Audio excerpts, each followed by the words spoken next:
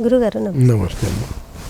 గురుగారు, ప్రశ్న జాతకం అంటే ఏంటి? నిజంగానే ప్రశ్నకు జాతకాలు అనేది చెప్పడం జరుగుతుందా? అసలు అది ఎలా చూసి చెప్తారు? వందే గురుపద ద్వంద్వం అవాంగ్మానస గోచరం రక్త శుక్ల ప్రభామిశ్రం అతర్క్యం త్రైపురం మహః ఆవంశవం శకలశాంభుది పూర్ణచంద్రం మంత్రజ్ఞశేఖర విభుం మహనీయమూర్తిం శ్రీ బాలకృష్ణ గురుదేవ పదారవిందం సంపూజయామ్యనుదినం దృఢభక్తి పుష్పైః. జాతకాలు జన్మకుండలి, పుట్టిన టైము, బర్త్ ప్లేసు, తరువాత డేటు, వీటిని బట్టి జన్మకుండలి తయారు చేసుకొని దానికి ఆధారంగా నవాంశ చక్రాన్ని కూడా తయారు చేసుకొని ఈ రెండు చూసి చెప్పటం ప్రాచీనం నుంచి వస్తున్న, పూర్వాన్ని నుంచి వస్తున్న పద్ధతి. మిగతా అంశచక్రాలు వేసినా వేయకపోయినా ఈ రెండు వేసుకొని చెప్పటం జాతకంలో అనూచానంగా అంటే పరంపరగా వస్తున్న పద్ధతి. అయితే చాలామందికి జాతకాలు ఉండవు. అవును. మరి వాళ్ళకి ఏం చెప్పాలి? వాళ్ళకున్న సంశయాలు ఎట్లా తీరాలి? వాళ్ళకేమి సమాధానాలు చెప్పాలి? వాళ్ళ ప్రశ్నకు సమాధానం చెప్పేదానికి ఏదైనా విధానం ఉన్నదా లేదా అని అంటే ఒక విధానం ఉన్నది దానికి. ప్రశ్న వాళ్ళు వచ్చిన టైమే, ఆ టయానికి ఉన్న గ్రహస్థితిని బట్టి, ఈ గ్రహస్థితి ఇట్లా ఉన్నప్పుడు ఏ ప్రశ్న కోసం వచ్చి ఉంటాడు, ఏ విషయం అడిగేదానికి వచ్చి ఉంటాడు అని చెప్పేదానికి శాస్త్రం ఉన్నది.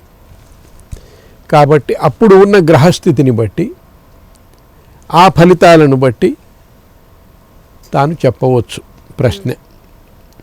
అయితే జాతకము చూసి చెప్పటం ఒక విధానము, ప్రశ్న చూసి చెప్పటం ఒక విధానం. అంటే పెద్దలు పూర్వం వాళ్ళు చాలామంది జాతకాలు చూసి చెప్పటం తక్కువ, వచ్చిన సమయాన్ని బట్టి ప్రశ్న చూసి చెప్పటం ఎక్కువగా ఉండేది. ఎవరో మరీ ముఖ్యమైన వాళ్ళు జన్మకుండలి ఉండి రాసిన కాగితాలు ఉంటే అవి తీసుకొచ్చి చూపిస్తే అది చూసి అప్పుడు చెప్తుండేది, నీకు ఈ దశలు జరుగుతున్నాయి, ఇది మంచి దశ, ఇది చెడ్డ దశ, నీకు ఆయుర్దాయం ఇంత ఉన్నది, అంత ఉన్నది, ఇప్పుడు ఈ దశ జరుగుతున్నది కాబట్టి ఈ ఫలితాలు ఇట్లా కలుగుతున్నాయి, నీకు ఇట్లా కలగబోతాయి అని చెప్పటం అదొక పద్ధతి. అట్లా కాకుండా ప్రస్తుతం జరుగుతున్న విషయాలను గురించి చెప్పేదానికి ప్రశ్న ఉత్తమమైన మార్గం. కాబట్టి పెద్దవాళ్ళందరూ పూర్వం జాతకాలు తరువాత, ప్రశ్న ముందు ప్రశ్న చూసి చెప్పేది. జాతకాలు చెప్పేటప్పుడు కూడా ఏదైనా ఒక విషయాన్ని డిసైడ్ చేయవలసి వచ్చినప్పుడు, ఇప్పుడు మీ జాతకం ఉంది, జాతకం పీఠిక మీద, పీఠిక అంటే రాశి చక్రం, పీఠిక మీద ఇట్లా ఉంది అని సంతాన విషయం అడుగుతున్నారు. సంతానం కలుగుతుందా లేదా అని చూస్తున్నాం. దశలు, అంతర్దశలు, ఎప్పుడు అనుకూలత ఉంది, గ్రహస్థితి ఎట్లా ఉన్నది, ఏది ఎవరు చూస్తున్నారు, ఎక్కడున్నారు, ఎట్లా పరివర్తన చెందుతుంది అనేది చూసుకుంటూ ప్రశ్న కూడా ఇప్పటి సమయాన్ని బట్టి ప్రశ్న చక్రం వేసుకొని దాంట్లో ఏమొస్తున్నది, ఇప్పటి గ్రహస్థితి ఎట్లా ఉన్నది, ఈ కార్యం అవుతుందా కాదా అని అది కూడా నిర్ణయాత్మకంగా దాన్ని తీసుకోవటం కూడా జరుగుతుంది. కాబట్టి ప్రశ్న ఒక ఉత్తమమైన మార్గమే, ప్రశ్న ద్వారా చెప్పటం. ఏది జాతకంతో పాటు ప్రశ్న కూడా చూసి, ఇప్పుడు ఎన్నో సందర్భాలలో మేము కూడా డిసైడ్ చేయలేకపోయినప్పుడు డిసైడ్ చేసేదానికి ఇంకొక ఆధారం కూడా ఉంటే బాగుంటుంది అని అనుకున్నప్పుడు వెంటనే వాళ్ళు అడిగిన ప్రశ్న చక్రం, టయానికి ప్రశ్న చక్రం వేసి అది కూడా ఒకసారి చూస్తాం. ఇది చూడటం కాకుండా ఇంకా కొంతమంది ఉన్నారు, మా గురువు గారు ప్రశ్నకి ఎవరన్నా వస్తే ఆయన ప్రశ్న ఫలితాలు చెప్తూ, జాతకం అట్లా పక్కన పెట్టండి, ప్రశ్న చూసి చెప్తూ అని ఇట్లా స్వరం చూసేవాడు, ఏ స్వరం ఆడుతున్నది, ఇది అవుతుందా కాదా, ఈ పని స్వరం మందంగా ఉన్నదే మధ్యంగా ఉన్నది, అట్లా ఉన్నది, ఇట్లనేవాడు అని అట్లా స్వరం చూసి చెప్పేది. అట్లా కూడా రెండవ దానికి సపోర్ట్, మొదటి దానికి సపోర్ట్గా ఇంకొక విషయాన్ని తీసుకొని దాన్ని బట్టి కూడా. అయితే దీంట్లో ఇంకా కొన్ని విషయాలు ఉన్నాయి. ఒక సమయానికి ఇద్దరు వచ్చారనుకోండి, ఇదే టైం మీరిద్దరు వచ్చారు, ఆయన ఏమడుగుతాడో మీరేమడుగుతారో, ఇద్దరిది వేరే వేరే ప్రశ్నలు. ఒకరేమో సంతానాన్ని గురించి అడుగుతారు, ఒకరు ఉద్యోగాన్ని గురించి అడుగుతారు. ఇద్దరికీ మరి అదే లగ్నము, ఇద్దరు వచ్చిన టైం అదే, ఎట్లా చెప్పాలి అని వస్తుంది. అంటే ఒకరికేమో ఈ లగ్నాన్ని బట్టి చూస్తాం, ఒకరికి ఆరూఢ లగ్నాన్ని బట్టి చూస్తారు. అంటే ఇంకొక లగ్నం వేసుకొని ఈ లగ్నాన్ని నుంచి లగ్నాధిపతి ఎన్నవ ఇంట్లో ఉన్నాడో అక్కడి నుంచి అన్నవ ఇల్లు ఆరూఢ లగ్నం. అట్లా ఆరూఢ లగ్నాన్ని బట్టి ఒకరికి చూస్తారు. అట్లా కాకపోతే లగ్నాన్ని బట్టి ఒకరికి, చంద్రలగ్నాన్ని బట్టి ఒకరికి, ఏదో వాళ్ళ అనుకూలమైన పద్ధతి, వాళ్లకు ఏ పద్ధతి కరెక్ట్గా సూట్ అవుతుంటుందో వాళ్ళ అనుభవంలో నాకు ఇదిగో ఈ పద్ధతి సూట్ అవుతుంది, నేను ఈ పద్ధతి ప్రకారం ఆరూఢ లగ్నం ప్రకారం చూసి చెప్తే నాకు రిజల్ట్స్ బాగా వస్తున్నాయి, అవతలి వాళ్ళకు సరిపోతున్నాయి అని అనుకుంటారు కదా. ఆ పద్ధతి ప్రకారం వాళ్ళు డిసైడ్ చేసుకుంటారు. ఆ చెప్పేవాడు ఆరూఢ పద్ధతి ప్రకారం చూడాలా, చంద్రలగ్నాన్ని నుంచి చూడాలా అనేది. ప్రశ్న లగ్నంలో లగ్నాధిపతి ఎంత బలవంతుడో చంద్రలగ్నం కూడా అంత బలమైనది, చంద్రుడు ఉన్న చోటును బట్టి చెప్పే ప్రశ్న. కాబట్టి చంద్రుడికి ప్రశ్న లగ్నానికి అతి దగ్గర సంబంధం. చంద్రమా మనసు జాత, చంద్రుడు మనస్సు నుంచి పుట్టినవాడు కాబట్టి మనస్సులో ఉన్న విషయాలు వాటిని గురించి తెలిపేదానికి చంద్రుడు ముఖ్య కారకుడు. కాబట్టి చంద్రుడి నుంచి కూడా ప్రశ్న చూసి చెప్పటం ఉన్నది. ఈ రకంగా ప్రశ్న ద్వారా కూడా జరుగుతున్న విషయాలు, జరగబోయే విషయాలు బాగా ఎక్స్పెక్ట్ చేయవచ్చు. ఓకే గురుగారు, మరి మీ అనుభవంలో ఇలాంటి ఏమైనా ఉదాహరణలు చూసారా?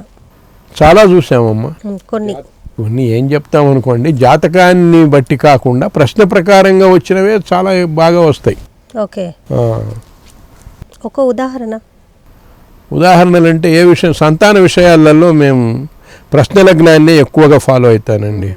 జాతకం సెకండరీ. ఓకే, జాతకం ఏమన్నా దోషం ఉన్నదే అని చూసేదానికి, సంతానం ఎప్పుడు కలుగుతుంది ఏంటి, అసలు సంతానం కలుగుతుందా కలగదా అనేది ఒకటి, వివాహ విషయాలు ఒకటి, ఇట్లాంటివి ప్రశ్న ద్వారానే.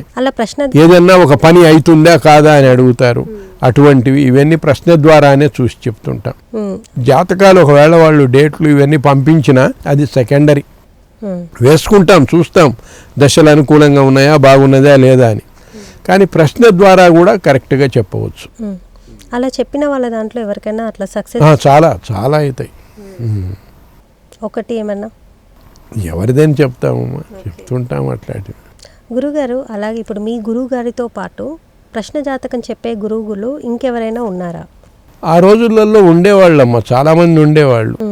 ఇప్పుడు ఎవరంత పెద్దగా కనపడటం లేదు, ఏదో అంత పర్ఫెక్ట్గా చెప్పేవాడు.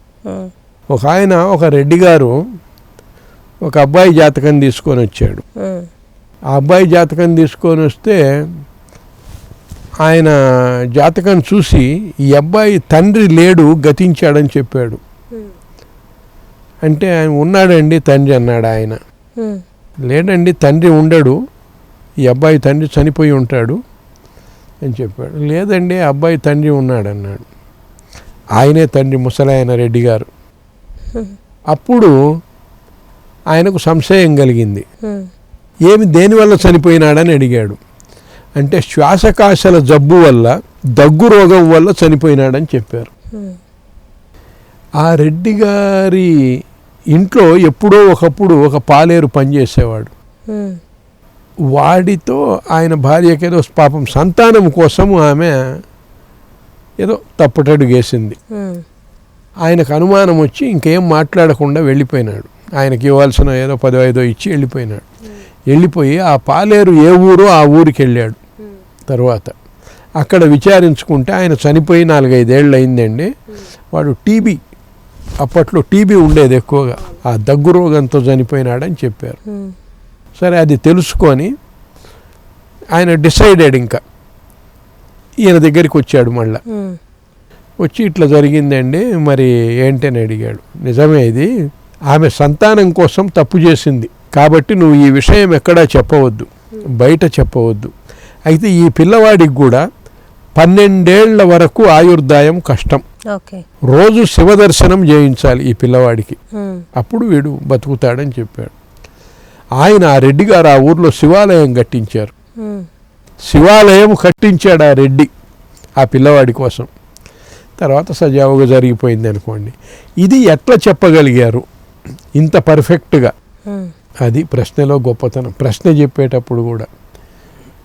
అట్లనే ఒక పిల్లవాడికి మెంటల్గా ఏదో ఆరోగ్యం సరిగా లేదు, మానసికంగా ఎదుగుదల లేదు.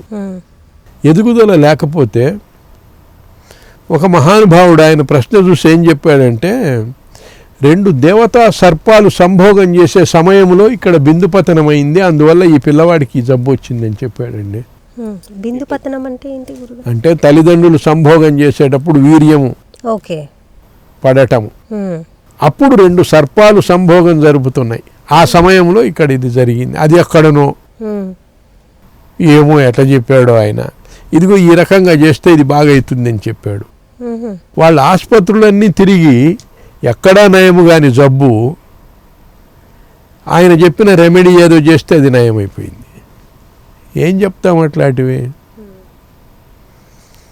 అది వాళ్ళు గొప్పవాళ్ళు, వాళ్ళ సంగతి మనం చెప్పలేం. వాళ్ళు ఎట్లా చెప్పారు ఏమనేది నా బుద్ధికి అందేది కాదు. అది అంతే.